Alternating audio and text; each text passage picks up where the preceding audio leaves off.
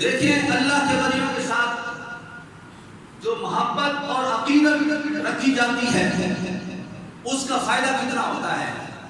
آج لوگ ہمیں کہتے ہیں تم لوگ کیوں جاتے ہو ولیوں کے پاس، یا ان کے ساتھ محبت کر کے تمہیں کیا ملتا ہے، ان کا قرب پانے سے تمہیں کیا ملتا ہے۔ اللہ تعالیٰ جل شانہ ایسے لوگوں کو ہدایت عطا فرمائے۔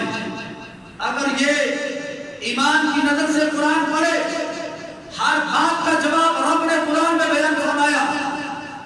سورہ اعراف میں اللہ فرماتا ہے ان رحمت اللہ قریب من المحسنین، اللہ فرماتا ہے بے شک میری جو رحمت ہے میرے ولیوں کے قریب ہے۔ میری رحمت کس کے قریب ہے؟ میرے ولیوں کے قریب ہے۔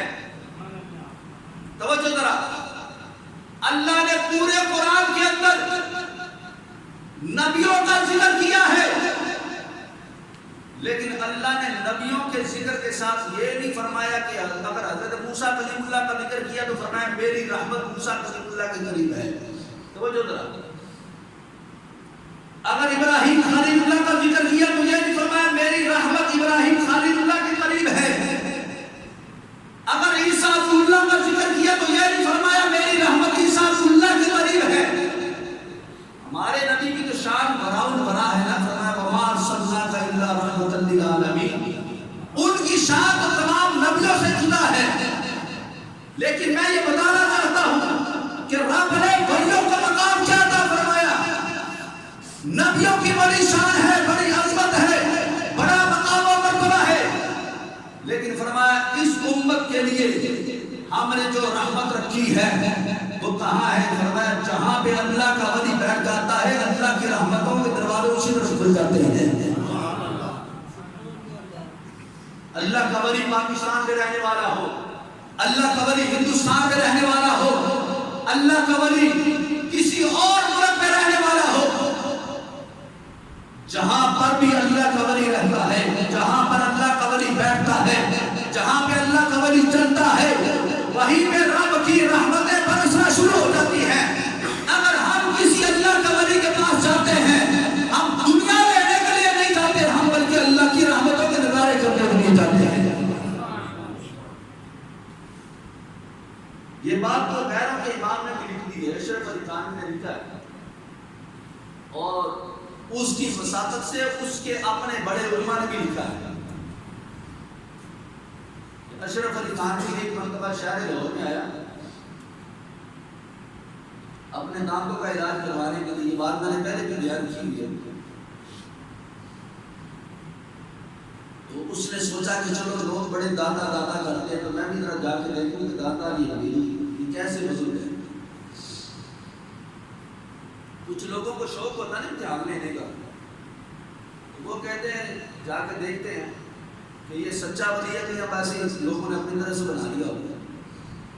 وہ کہتا ہے کہ میں اب اس کو لکھنے والا ان کا مولوی طیب ہے، اور واقعہ کس کا ہے؟ ان کے امام اشرف علی تھانوی کا۔ وہ کہتا ہے میں نے مراقبہ کیا، مطلب کہ میں نے توجہ کی صاحب مزار کی طرف،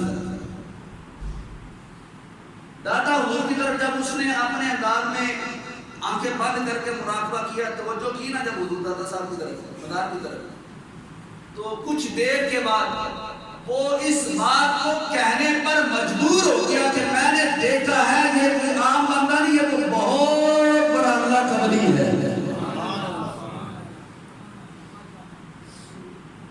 تو مجھے بتاؤ جہاں پہ اللہ کے ولی ہوتے ہیں ان کی جو قبریں ہوتی ہیں یہ بس خالی قبریں ہی ہوتی ہیں، یا ان پر کوئی اللہ کی رحمتیں یا کچھ اور انعامات بھی ہوتے ہیں؟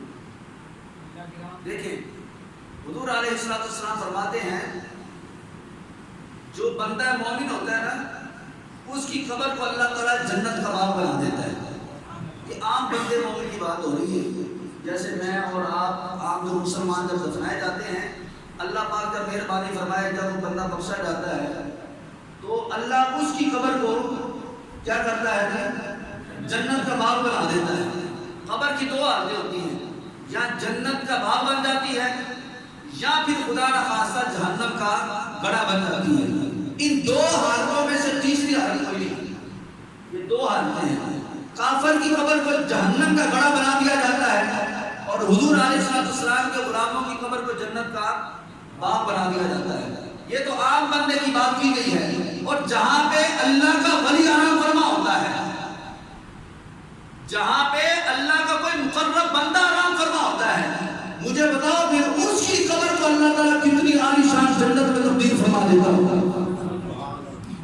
عام بندہ قبر میں جائے اس کی قبر جنت کا باغ بن جاتی ہے، اور جو ولی اللہ کی قبر ہوگی وہ کتنی بڑی جنت بن جاتی ہوگی۔ تو فرمایا جہاں پہ جنت ہے یا جو مقام جنت میں تبدیل کر دیا گیا، اب وہاں پہ رب کی رحمتیں نہیں برسے گی تو اور بھی کیا برسے گا۔ تو گویا کہ جہاں پہ اللہ کا ولی رہتا ہے وہ چاہے ظاہری زندگی کے ساتھ ہو یا اپنی باطنی زندگی کے ساتھ ہو، وہ کسی بھی حالت میں رہتا ہے، جہاں پر اللہ کا ولی ہوتا ہے وہاں پر اللہ کی رحمتیں برستی ہیں۔ صفا مروہ کا نام سنا ہے؟ پتہ ہے یہ کیا چیز ہے صفا مروہ؟ ہاں جی بولو تو صحیح۔ صفا مروہ دو پہاڑی ایسے ہی جی، کہاں پہ مری میں مکہ میں، حرم مکہ میں، ہاں جی بیت اللہ کے بالکل قریب ہے۔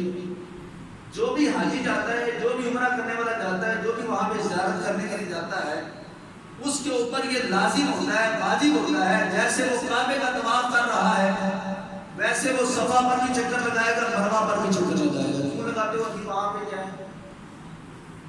ایک سوال ہے، چلو جن کو پتہ ہے وہ تو پتہ ہے، اگر نہیں پتہ تو میں دوبارہ بیان کر دیتا ہوں۔ وہاں پہ کیا ہے؟ حضرت اماں ہاجرہ رضی اللہ تعالیٰ عنہ کے قدم لگے ہیں، اور ان کے قدموں کی برکت سے وہ جگہ اتنی مبارک ہو گئی، اتنی مبارک ہو گئی کہ اب قیامت تک کے لیے ہر حاجی، ہر عمرہ کرنے والا اس پر یہ واجب ہے، لازم ہے کہ جو بندہ رب کے کعبے کا طواف کرے گا وہ بندہ ان دونوں پہاڑیوں کے اوپر بھی چکر لگائے گا۔ ایک دو چکر نہیں لگا سکتا، 3 4 نہیں، 5 6 نہیں، پورے 7 چکر لگائے گا۔ بھئی چلو چکر لگانے 2 3 لگا کے بندہ بیٹھ جائے، بیماری بھی تو ہو سکتی ہے، کوئی بندہ بوڑھا بھی تو ہو سکتا ہے، کوئی بندہ کمزور بھی ہو سکتا ہے، تھکاوٹ بھی ہو سکتی ہے۔ فرمایا نہیں، چکر تجھے 7 لگانے پڑے گا، چاہے تو بیمار ہے، چاہے تو ویل چیئر پہ ہے۔ جب تو نے میرے گھر کے 7 چکر لگا لیے، تیرے اوپر اب لازم ہو گیا، صفا پر بھی جائے گا، مروہ پر بھی جائے گا، 2 3 چکروں سے گزارا نہیں ہوگا، تیرے اوپر لازم ہے 7 چکر پورے لگانے پڑیں گے۔ کیوں؟ آخر وجہ کیا ہے؟ فرمایا بس مجھے اس سے پیار ہے۔ یا اللہ پیار کیوں؟ پہاڑ ہے، پتھر ہے، کیوں پیار ہے؟ فرمایا پیار کے پتھروں کے ساتھ اس وجہ سے ہے کہ جہاں پر میری ایک مقبول بندی کے قدم لگ چکے ہیں، قدم جہاں پہ اللہ کی بندی کے لگ جائیں، اللہ کی ولیہ کے لگ جائیں، نبیہ کے نہیں ولیہ کے لگ جائیں، وہ جگہ مبارک ہو جاتی ہے۔ ان الصفا والمروہ من شعائر اللہ، اللہ فرماتا ہے یہ تو میری نشانیوں میں سے ایک نشانی ہے۔ خالی چکر نہیں لگوائے، رب قرآن میں بیان فرماتا ہے، فرمایا یہ میری نشانیوں میں سے ایک نشانی ہے، اور فرمایا ذالک ومن یعظم شعائر اللہ فإنہا من تقوی القلوب، فرمایا جو بھی ان نشانیوں کی تعظیم کرے گا، فرمایا اللہ ان کو دلوں کا تقوی عطا فرمائے گا۔ گویا کہ جہاں پہ اللہ کے ولی کے قدم لگ جائیں وہ شعائر اللہ، اللہ کی نشانیاں بن جائیں، اور پھر جو ان جگہ کی تعظیم کرے اللہ اس کو دلوں کی طہارت، دلوں کی پرہیزگاری اللہ ان کو عطا فرماتا ہے۔ جہاں پہ اللہ کا ولی خود رہتا ہو، بیٹھتا ہو، آرام فرما ہو، تو مجھے بتاؤ پھر اللہ وہاں پہ کتنی رحمتیں اور اپنی برکتیں نازل فرماتا ہوگا۔ تو ہم لوگ جو ولیوں کے پاس جاتے ہیں، ولیوں سے جو نسبت رکھتے ہیں، اس کی یہی بڑی وجہ ہے کہ اللہ نے ان کی طرف اپنی رحمتوں کے دروازے کھولے ہیں، اور ان کے پاس جانے سے ہمیں اللہ کی رحمتوں کے نظارے نصیب ہوتے ہیں۔ تو اس وجہ سے ان کے ساتھ جو نسبت رکھنے کا جو سب سے بڑا مین مقصد یہی ہے کہ اللہ کی رحمتیں ملتی ہیں۔ اور آج یہ جو امت خستہ حالی کی طرف جا رہی ہے، آج اس کو عروج تب ہی نصیب ہو سکتا ہے کہ اگر ہم لوگ جو ہے وہ اللہ کے مقرر بندوں کے قرب میں آ جائیں تو انشاءاللہ تعالیٰ امید ہے بڑی کہ ان کی برکت سے اللہ پاک اس امت پر خصوصی اپنا فضل و کرم فرمائے گا. اللہ مجھے اور آپ سب کو عمل کی سمجھ سے اللہ توفیق عطا فرمائے.